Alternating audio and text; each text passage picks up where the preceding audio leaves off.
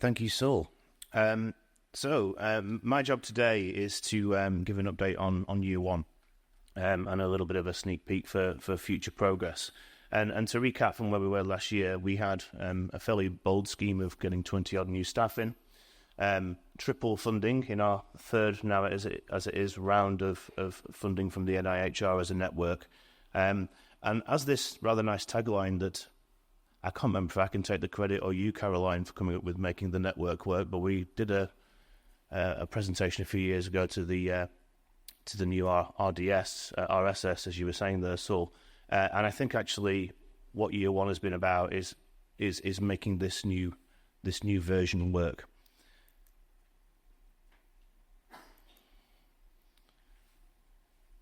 So Daisy. Now, it's been alluded to, hasn't it? And nicely set up by Richard, actually, in terms of the triumph part of this, as opposed to the misery part of this.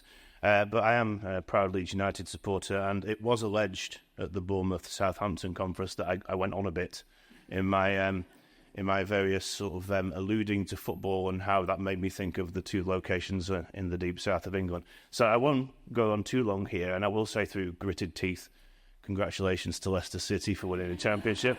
I was hoping they might drag us up with them, and this could have been a truly celebratory event with perhaps flags and scarves. But we did, we finished third, and we got to the championship final there. You see me in this photograph. I'm the one with more chins and less facial hair. We lost 1-0. I've now been to 3 playoff finals. I still haven't seen us score. It's always a miserable experience, but I did get to meet Leeds and Scotland legend Ross McCormack. So there was something to be got from the day, and unfortunately we didn't predict a riot. So, what did we put in place when we put this plan together? And again, I can't take the credit for this. This devolved model was very much Deputy Director Caroline Saunders' idea, and I think we all felt this really chimed with how the network had worked for the first few years, which was to have part roles. So a lot of 0.25s, 0.2s, and so on. And we put this rather complicated. It's even more complicated in its original form with all our different governance structures, etc. on it. But we had 20-odd new roles to create a work package and these new a work program with 4 new work packages based on our old themes. And the challenge was, could we make this work? So I'm really proud of what we've done in year one, because I genuinely feel we had. And I came into this thinking, did I have much to tell you? And it really emerged that we did. And I'm tremendously proud of the new senior management team, new senior leadership team that we've established in getting these 20 new appointments. And we'll have a slide with all of those on in a moment. We've established a really new and well-functioning stakeholder group with NIHR, DHSC, and some of our business development colleagues affiliated to that are here at the conference today. We've established really strong crossovers with the Experimental Cancer Medicine Centre's Programme Office and the Vaccine Innovation Pathway. And alongside this new Strategic Advisory Board in the blue box, we've got a new role that we're in the process of getting on track and appointing at the moment, which is an Industry Operations Manager. And I think the message that Saul has just really hit home on is that we need to be a key part in making this very streamlined for industry, making sure that the trials get through in a straightforward fashion without endless duplication and coming from different angles, and that there is a industry at NIHR approach to getting inquiries through and through into our different networks, whether that's through late phase RDN, whether it's through ECMC vaccine or the CRF network, and it's about streamlining that process through those different things. So all of these things will really intermesh and I think make us more effective as time goes on. The other thing I'm really proud of today, I've put CRDC network model here, but on the right-hand side is a poster, which I think you'll find over at our stand on the left-hand side, is the various engagement work that predominantly Caroline and I have been doing for the last 12 months in engaging with these various new networks. And it was really gratifying having just spent, if you want to know why I'm looking this ashen and broken in front of you today, spent the last 4 weeks writing a CRDC bid. It went in at 9:15 yesterday. You probably saw fireworks over the northwest of England. That finally went in, and it was so gratifying to go into that model and see that this was being based on the UKCRF network and that they want to pull together a network for them in the way they have done for Research Support Service and the health tech groups. So really gratifying, and if you get a chance to look at that poster, you'll see some of the groups that we've been engaging with for the last 12 months. Really, really proud of this. And just a quick mention to, we've met Saul today, Jackie Smith is here, our Deputy Clinical Lead, Caroline Saunders, our Deputy Director. My sincere thanks to you all for your support in the SLT. Okay, so we had 4 themes. They were very much like this. I was a theme lead for about 10 years. I got a 6K stipend, which meant that I could dedicate roughly 3.5 hours on a Friday morning to really changing the world of industry liaison for experimental medicine, and I did it to the best of my ability. However, this time we've got some more investment into the process, and we've put a work program with these 4 work packages. And these are our work package leads, and they're going to stand up and say hello to you in a second. Those that you don't know you're doing that, sorry in advance, but I have tried to prime most of you this morning. And we've been busily putting this in place, and this in place, which is the breakdown from the earlier organogram, which shows you these 4 work packages, all the different group chairs. So enormous amount of newness. I mean, I think it's reflected in the size of this meeting today, by far the biggest, and I'm sure Nigel will be the best conference that we've ever had, with well over 500 in the room. We made a pledge in this last bid that we would succession plan, bring through new people, and probably the most gratifying thing in terms of year 1 is just to see how many new people have come into this group, leading different work group packages themselves, and actually quite a lot of newness within the work package leads who've had to step up at quite short notice in some instances. So, without further ado, Joe, Elka, please be upstanding. Wave. So, work package models are on operational delivery, and their sort of key MOs really are around engagement, support, sharing of best practice, developing of tools. And in the past year, and some of this will be evident again at the stand over here, we've had a new launch around the study intensity tool, version 14. There's been a lot of discussion recently within IHR about the nature of occupancy and the nature of workforce planning and development.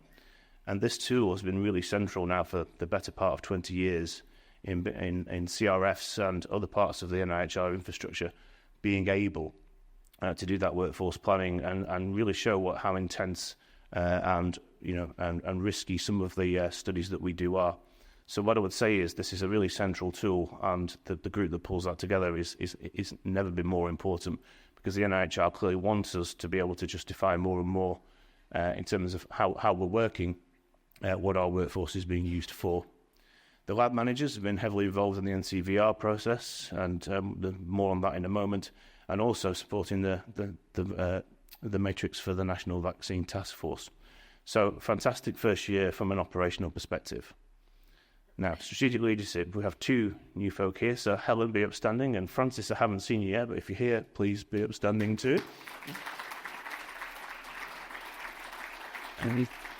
Helen only came on board as deputy a relatively short time ago, and when Stephen Barnett, our good friend from within the network, moved into RDN world relatively recently, she very kindly stepped up to lead this package.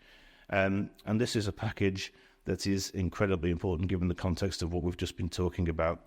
It's called strategic leadership, but really it is about this whole working with sponsors, capacity capability, breaking down barriers, the whole meshing with NCVR, and delivering trials, be that from industry or charity, within our network. So no small feat on 0.25. So it's really important, therefore, that in terms of the achievements around this and where we go next, 1, that we've infiltrated the vaccine steering group, 2, really heavily involved in all aspects of NCVR. We've developed focus groups around key opinion leaders in the nursing community, actually with AstraZeneca, as well as doing their trials. But then, most importantly, and kind of new for autumn 24, will be this industry ops manager. So an additional piece of investment on top of the 2.4 million we've already leveraged takes us really into new territory in terms of being able to engage with all these business development leads that we now have within NIHR and within the different program offices. And I think it's incredibly important that person is central to this this absence of duplication and really taking forward our industry package. Workforce development, Jen and Naomi. Please be upstanding.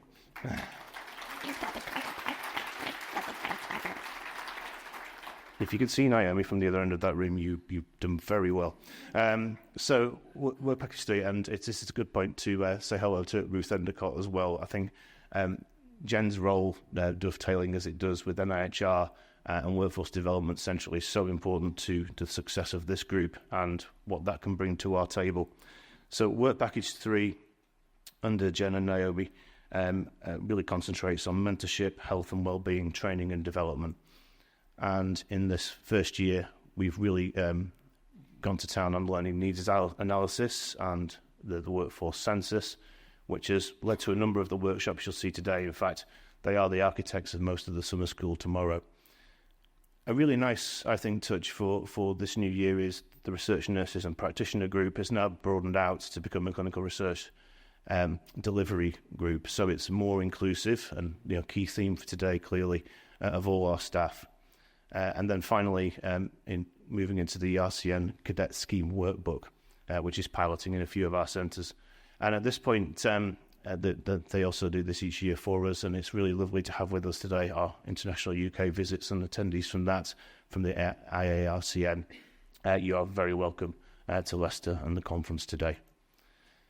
And then last but not least, also quite new to our table, and I think they're all on the same table as it goes. So could Caroline, Kate and Tracy just stand up and say hello? All together. So work package 4 is our inclusion and involvement session. So this is around embedding inclusion into all things we do, our development of leaders in these types of roles, and then providing concrete examples of I&I, particularly back to the NIHR. And one of the key things that has happened this year is that this group has pulled together our new public involvement and research inclusion strategies back to the NIHR on behalf of the network, which is no mean feat inside year 1. Completed some more priority surveys and also set up a series of new projects. So Caroline, great work in year 1 to pull all of that together. Now, Mrs. Pidd, my predecessor, did like a good launch for those of you that have been coming to these conferences for a few years. So just to say, we have our new printed brochure. I have in my hand a piece of paper. This has been quite an undertaking, so thanks to Soph and Andy for getting this one over the line.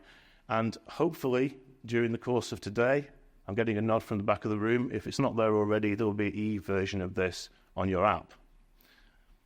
Who knew that was possible?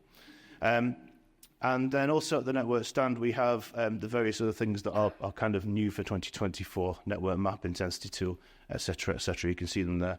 So please go and see the guys based at the back of the room and say hello. Last but not least, we have the announcement for next year. Hopefully there'll be a baton tomorrow. Nigel, I'm sure you will be think of something appropriately egg-shaped or something to pass on. I don't know.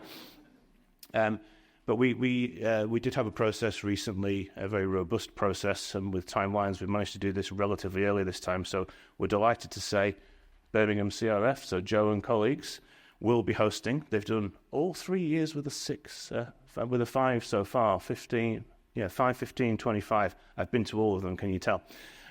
So to co-curate, to translate will be next year's. And the wonderful thing about this, not only our 20th annual conference, but the first joint one with BRCs. So it may be that Leicester's 550 gets immediately trumped given the size of the city and the scale there, but that's absolutely fantastic. So that's all from me. Hopefully you'll agree that's been a great year 1. Some nice sneak peeks into what the future would look like.